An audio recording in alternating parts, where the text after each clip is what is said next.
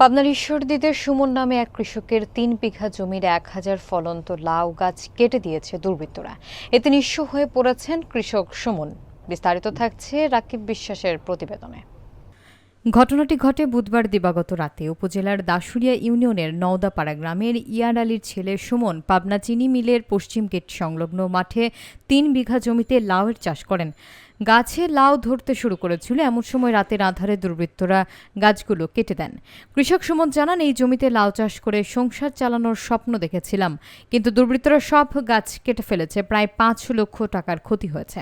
এ ঘটনায় স্থানীয়দের মাঝে ক্ষোভ দেখা দিয়েছে। কৃষক সুমন দ্রুত জড়িতদের গ্রেফতার এবং শাস্তির দাবি জানিয়েছেন।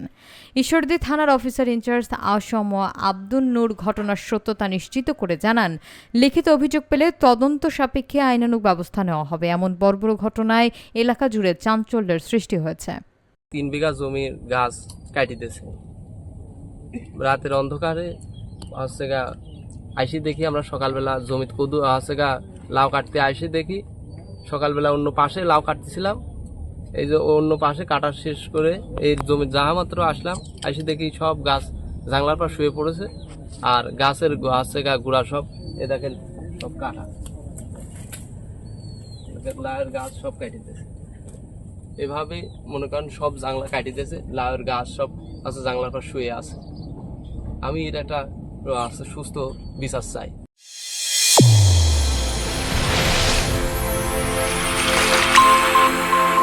চ্যানেল A1 হৃদয়ের স্পন্দন।